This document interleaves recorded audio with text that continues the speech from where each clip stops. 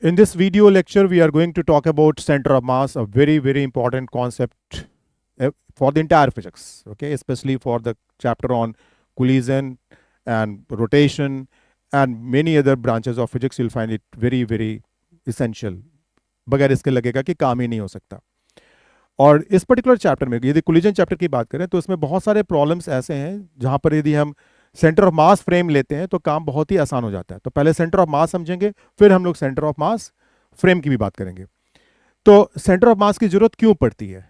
आप ऐसा समझिए कि यदि हम न्यूटन्स लॉज ऑफ मोशन, जिसको कि मतलब जहाँ पे अप्लाई करते हैं और उस ब्रांच ऑफ साइंस को पार्टिकल डायनामिक्स भी कहते हैं, तो वहाँ पर हमने हर चीज़ को, इस दुनिया की हर चीज़ को एक पॉइंट साइज बॉडी मान ली थी, पार्टिकल मान लिया था, ठीक है, जिसके पोजीशन को हम लोग कोऑर्डिनेट से बता सकते हैं और फिर उसको डिफरेंशिएट करके वेलोसिटी, फिर उसको डिफरेंशिएट करके एक्सेलरेशन बता सकते हैं. इसका मतलब क्या हुआ कि जो डेफिनेशन है एक्सेलरेशन, वो इसेंशियली एक पॉइंट साइज्ड बॉडी के लिए दी गई है, एक पॉइंट के लिए दी गई है, राइट? क्योंकि acceleration is rate of change of velocity and velocity is rate of change of position vector and position vector is for a point. तो मतलब यदि हम न्यूटन सेकंड लॉ अप्लाई करना चाहते हैं तो we have to have a point whose acceleration is going to be governed by Newton's second law, right? So can I say कि it is that point whose acceleration is going to be governed by Newton's second law when applied to a given body or given system of mass. That point whose acceleration is going to be governed by Newton's second law of motion is called centre of mass, right? दूसरे शब्दों में, हम आसान शब्दों में भी ये भी कह सकते हैं कि centre of mass is position of particle equivalent of a given body for applying Newton second law of motion. यानी कि एक बॉडी को हम उसके पॉइंट साइज मास इक्विवेलेंट में कन्वर्ट करना चाहते हैं तो पॉइंट साइज मास को किसी खास पोजीशन पे रखनी पड़ेगी, कहीं भी नहीं मान सकते. तो वो जो खास पोजीशन होगी, उसी खास पोजीशन को हम लोग सेंटर ऑफ मास कहते हैं. अब सेंटर ऑफ मास निकालने का जो तरीका है वो मैं डिटेल्स में आज बहुत नहीं जाऊंगा कि ये स्टेटमेंट कहां से आया, but you already must be knowing it that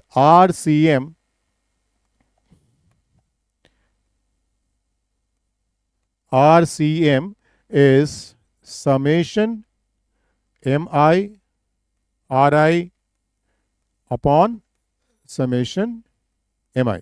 इसी को यदि हम लोग कोऑर्डिनेट के टर्म्स में लिखना चाहें तो लिख सकते हैं XCM इज एक्सपैंड करते हुए M1 x1 plus M2 x2 and so on divided by M1 plus M2. और आप YCM भी लिख सकते हैं, ZCM भी लिख सकते हैं इसी तरीके से. और यदि कोई कॉन्टिन्यूअस बॉडी हो जहाँ पे मास डिस्ट्रीब्यूशन किसी पैरामीटर का कॉन्टिन्यूअस फंक्शन हो, तो वैसे केस में हमारा कॉन्टिन्यूअस बॉडीज के लिए XCM is like integral x dm upon total m. यानी कि उस जो भी वो बॉडी है, कॉन्टिन्यूअस बॉडी है, उसको यदि हम डिफरेंशियल एलिमेंट्स में ब्रेक करें, कोई खास डिफरेंशियल एलिमेंट लें और उस डिफरेंशियल एलिमेंट के सेंटर ऑफ मास का एक्स कोऑर्डिनेट x है, ये याद रखिए. dm is differential elements mass, but differential element अपने आप में पॉइंट मास हो जरूरी नहीं है ना. differential element can be like a point mass, but it can be in a shape half ring, or it can be a spherical shell, or it can be a rod.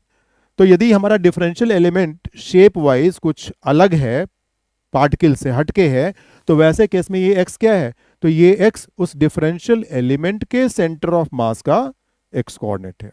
ये बहुत ही important point था, याद रखिएगा. और जैसे ही XCM है वैसे ही आप YCM लिख सकते हैं, ZCM लिख सकते हैं. तो इस तरीके से आगे बढ़ते हुए हम लोग इजिली निकाल सकते हैं इंटीग्रेशन को यूज करते हुए कि डिफरेंट बॉडीज की सेंटर ऑफ मास की पोजीशन क्या है. फॉर एग्जांपल, यदि मैं एक हाफ रिंग की बात करता हूं तो उस हाफ रिंग के केस में, है ना, जो सेंटर ऑफ मास का y कोऑर्डिनेट आएगा, by symmetry we can say कि x कोऑर्डिनेट तो y एक्सिस, मतलब चूंकि centre of mass by symmetry हम कह सकते हैं किसी y एक्सिस पे ही होगा, ठीक है. कंप्लीट सर्कल यदि होता, यूनिफॉर्म रिंग होता, तो उसका सेंटर ऑफ मास उसके सेंटर पे होता. ये यूनिफॉर्म हाफ रिंग है, यूनिफॉर्म है ना, मास डिस्ट्रीब्यूशन यूनिफॉर्म है. तो वैसे केस में यदि आप इस तरीके से कैलकुलेट करेंगे, मीन निकालेंगे, तो आपका जो XCM है एक्स कोऑर्डिनेट जो होगा वो 0 आएगा, क्योंकि वाई एक्सिस के हर पॉइंट का एक्स कोऑर्डिनेट 0 है। बट वाई सी एम जो आप निकालेंगे तो वो वाई सी एम आ जाता है यहां पर 2r/पाई। अब इसी तरीके से डिस्क का, हाफ स्फेरिकल शेल का, कोन का, सॉलिड कोन का, हॉलो कोन का, ये सारी चीज़ें आप निकाल सकते हैं। उन डेरिवेशंस को भी मैं किसी दूसरे वीडियो लेक्चर में डिटेल्स में लूंगा। बट आज हमारा जो पर्पस है वो कुछ और है। रेफरेंस फ्रेम की बात करनी है, तो I will go to reference frame concept now.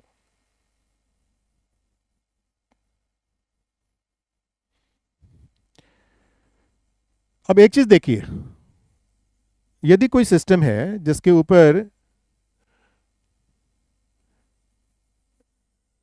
Total external force 0 है ना, तो टोटल एक्सटर्नल फोर्स 0 है तो इमीडिएटली हम क्या कह सकते हैं कि एसीएम 0 होगा।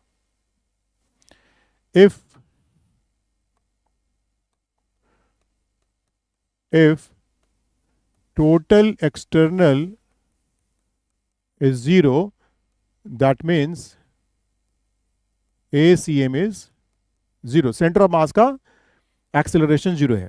और यदि ऐसा है, इसका मतलब क्या हुआ, VCM is constant, राइट। और यू मस्ट बी नोइंग कि यही चीज है जो कि हम लोग कंजर्वेशन ऑफ मोमेंटम में अप्लाई करते हैं, ठीक है, ग्राउंड फ्रेम में कंजर्वेशन ऑफ मोमेंटम में अप्लाई करते हैं, राइट। और यदि मान लीजिए कि VCM 0 है, पहले से मान लीजिए कि इनिशियली शुरू से ही VCM 0 है और ACM भी 0 है, इसका मतलब क्या हुआ कि सेंटर ऑफ मास की पोजीशन चेंज नहीं करेगी, सेंटर ऑफ मास जहां पे है वहीं रहेगा। यदि सिस्टम पहले से रेस्ट पे है, एक्सटर्नल फोर्स भी 0 है, तो वो भी एक एप्लीकेशन है इस स्टेटमेंट का। तो इस पे एक बहुत ही बेसिक सा क्वेश्चन है, चलिए पहले वो क्वेश्चन थोड़ा सा देख लेते हैं। इट्स लाइक दिस कि एक स्मूथ सरफेस है, उस स्मूथ सरफेस पे मान लीजिए कि एक प्लैंक रखा हुआ है, और उस प्लैंक के मान लीजिए कि एक किनारे पे कोई एक सज्जन खड़े हैं, राइट। प्लैंक की लेंथ मान लेते हैं कि L है, प्लैंक का मास मान लेते हैं m है, और ये जो सज्जन इसके ऊपर खड़े हैं इनका मास मान लेते हैं स्मॉल m है, ठीक है। प्लैंक और ग्राउंड के बीच में कोई फ्रिक्शन नहीं है, मतलब ये जो सरफेस है ये स्मूथ है। ऑब्वियसली जो यहाँ पर पुरुष है, मैन है, इनके और प्लैंक के बीच में फ्रिक्शन है ताकि ये उस प्लैंक के ऊपर चल सके। तो क्वेश्चन में ये पूछा जाता है कि if this person moves such that कि person reaches the other end of the plank, ठीक है, the person reaches other end of the plank, then what will be the displacement of the plank, how much the plank will move as the person goes to the other end of the plank, right. So the basic idea यहां पर क्या था कि system initially rest पे है, external force 0 है, ठीक है, मतलब रिजल्टेंट फोर्स 0 है, वेट, नॉर्मल रिएक्शन है, सब मिलकर 0 है। इंटरनल फोर्स है, बट इंटरनल की बात नहीं हो रही है, एक्सटर्नल की बात हो रही है। और सिस्टम यदि पहले से रेस्ट पे है, इसका मतलब कि VCM 0 था, और चूंकि फोर्स 0 है तो VCM 0 रहेगा, यानी कि सेंटर ऑफ मास की पोजीशन में कोई चेंज नहीं आएगा।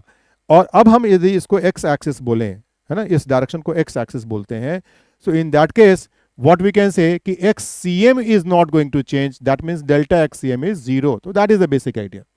अब आप लिखते हैं कि भाई XCM is what? It is M1 X1 plus M2 X2 upon M1 plus M2.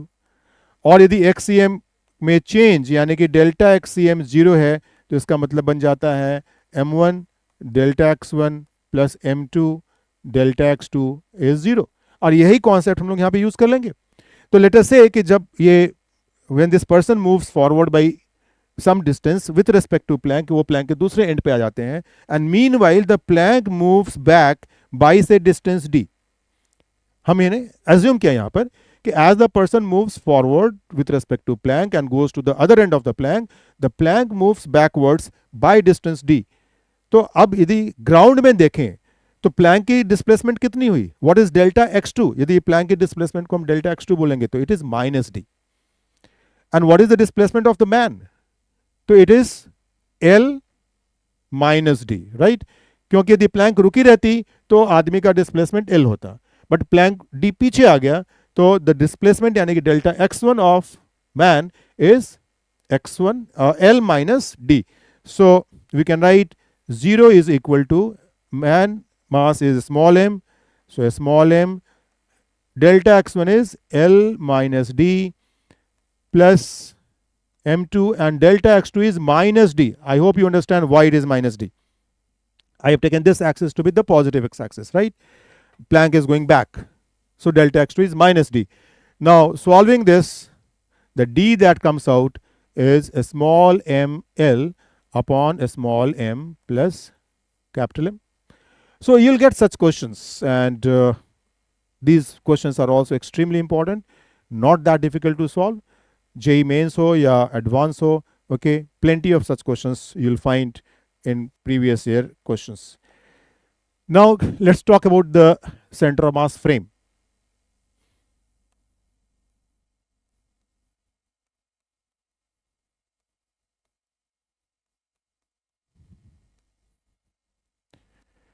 Now in center of mass frame, let us try to calculate the velocity of two particles. जो दोनों पार्टिकल्स हैं उनकी पहले velocity निकालते हैं और कोशिश करते हैं उनको यूज करके हम लोग सेंटर ऑफ मास फ्रेम में काइनेटिक एनर्जी क्या होगा वो देखें।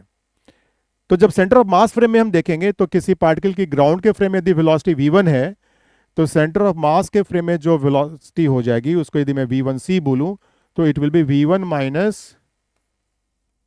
vcm या simply c stands for center of mass. So this can be written as v1 minus, and vc is what? Vc is m1 v1 plus m2 v2 upon m1 plus m2 for a system of discrete particles. Particles बिल्कुल अलग अलग हैं, उनकी अपनी masses जो भी हैं वो ऐसा नहीं है कि टाइम के साथ चेंज कर रही हैं, तो वैसे केस में वी कैन राइट दिस। इसको फर्दर सिंप्लीफाई करते हैं तो नीचे एलसीएम ले लेते हैं m1 प्लस m2, ऊपर आ जाएगा m1 v1 plus m2 v1, और जब उसमें सब्ट्रैक्ट करेंगे तो m1 v1 और ये वाला m1 v1 कैंसिल आउट हो जाएगा, बच क्या जाएगा, तो m2 बच जाएगा और अंदर क्या आ जाएगा, अंदर आ जाएगा v1 minus v2। I hope you got it. And similarly यदि हम v2c निकालें, यानी कि दो पार्टिकल सिस्टम है, सेंटर ऑफ मास के फ्रेम में जो दूसरे पार्टिकल की वेलोसिटी होगी, यदि आप सिंपल सा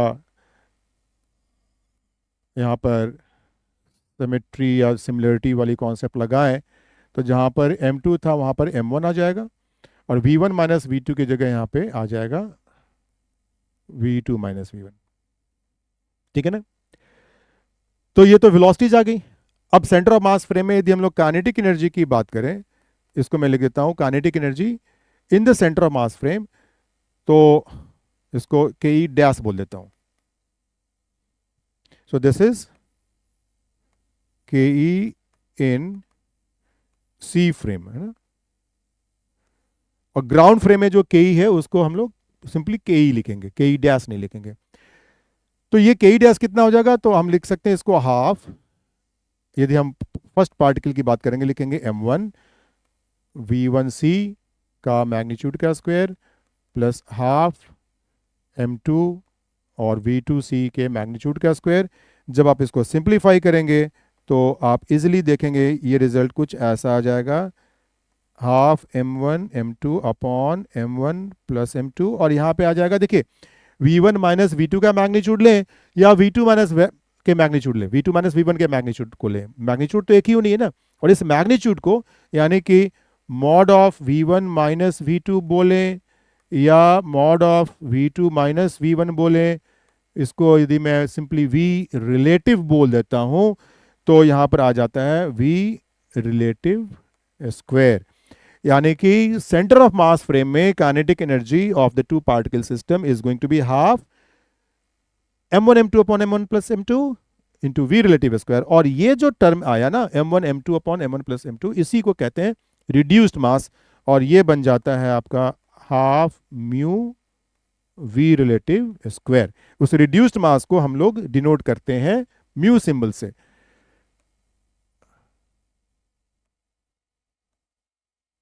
और रिड्यूस्ड बस इसलिए कहते हैं क्योंकि मैग्नीट्यूड ऐसा वैल्यू देखी जाए तो ये m1 से भी छोटी है और m2 से भी छोटी है। तो बहुत ज़्यादा इस वर्ड पे ध्यान मत दीजिए कि रिड्यूस्ड मास में ये रिड्यूस्ड क्या है, बहुत सिंपल सा मैथमेटिकल लॉजिक है, राइट। तो इस तरीके से आपने सेंटर ऑफ मास फ्रेम में टू पार्टिकल सिस्टम में की काइनेटिक एनर्जी निकाली। अब इस काइनेटिक एनर्जी का बहुत बहुत बहुत अच्छे तरीके से यूज होने वाला है, राइट। तो देखते हैं कैसे हो रहा है। एक बहुत ही इंटरेस्टिंग क्वेश्चन है।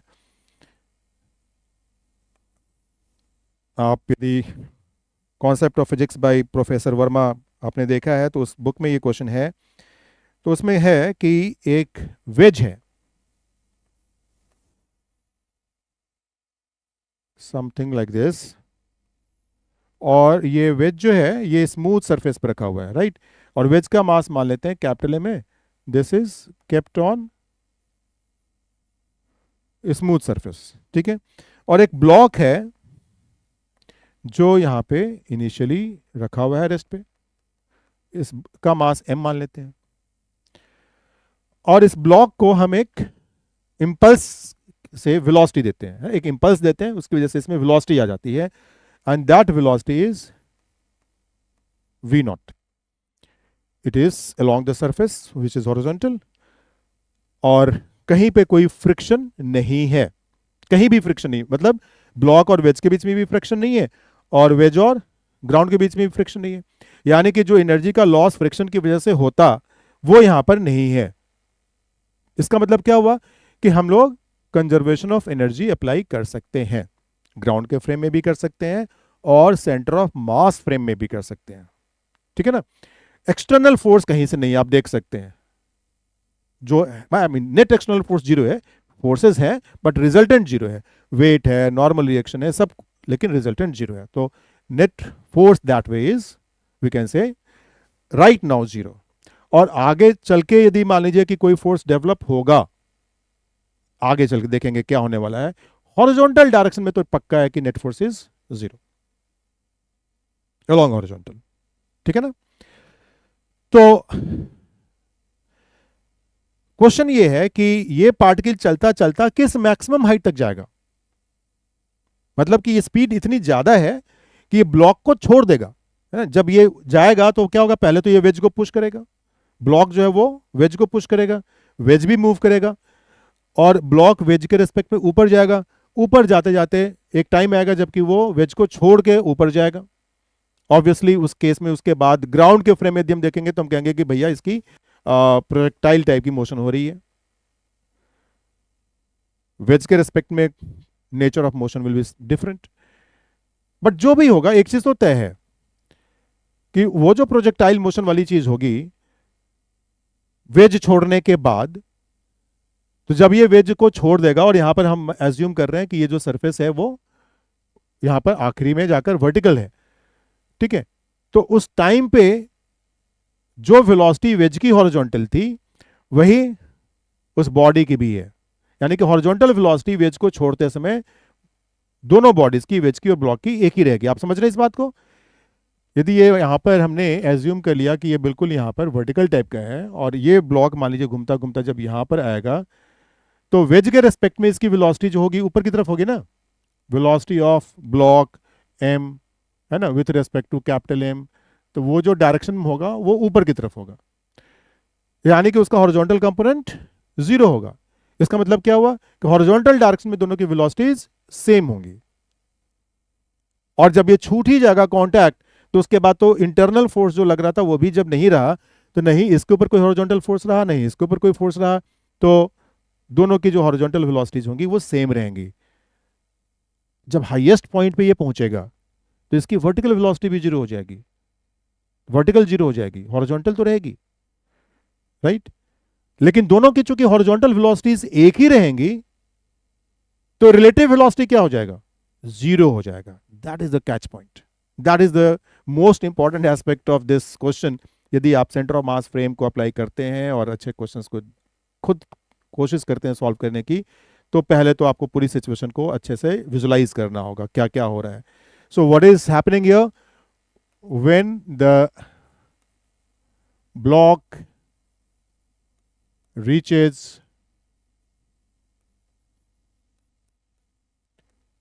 maximum height v relative is 0।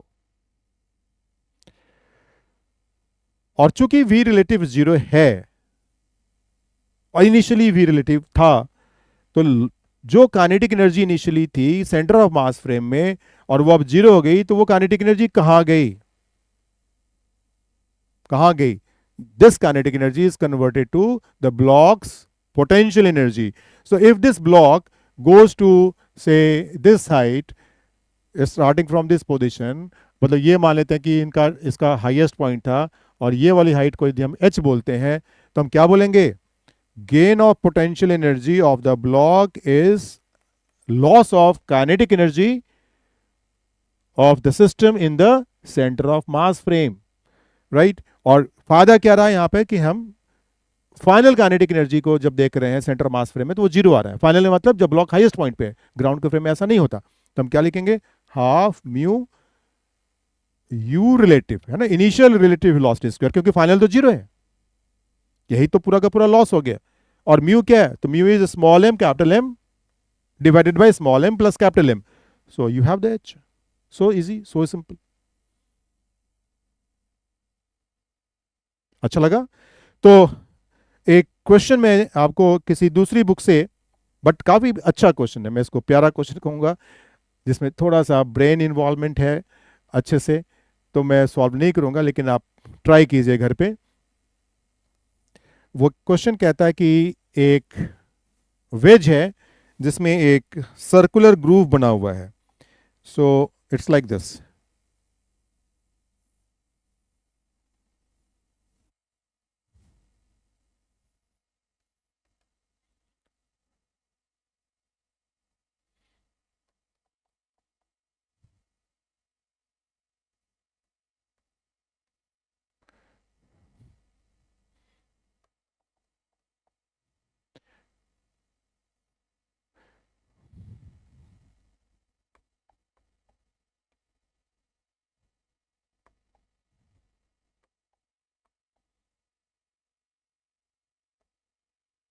ठीक है, और इस सर्कुलर ग्रूव का जो रेडियस है वो r है, और यहां पर एक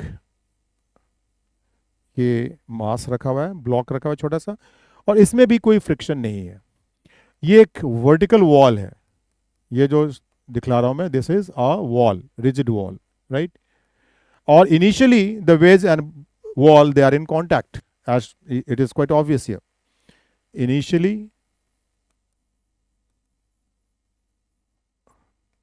the wedge is in contact with vertical wall. There is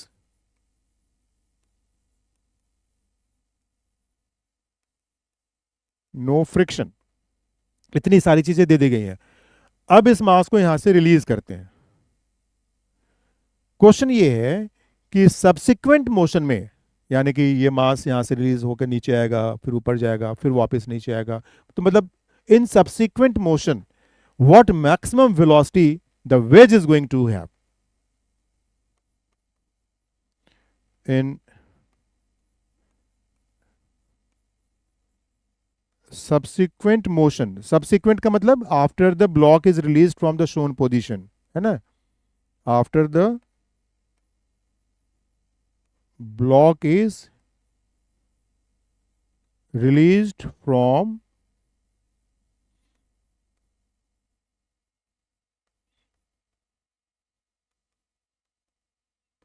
shown position। तो in subsequent motion what is the maximum velocity of the wedge? obtain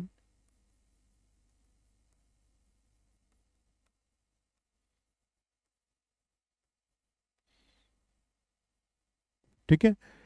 सो कोई जरूरी नहीं है कि आप इस क्वेश्चन में सेंटर ऑफ मास फ्रेम को इन्वॉल्व करें ही, डिपेंड करता है। बट जब भी किसी भी पार्ट में इस क्वेश्चन के को सॉल्व करने के प्रोसेस में किसी भी पार्ट पे आपको लगता है कि यहाँ पर centre of mass frame use करके काम आसान हो सकता है, तो जो भी हम लोगों ने वर्किंग की है ना, उसको यूज करके आप कर सकते हैं।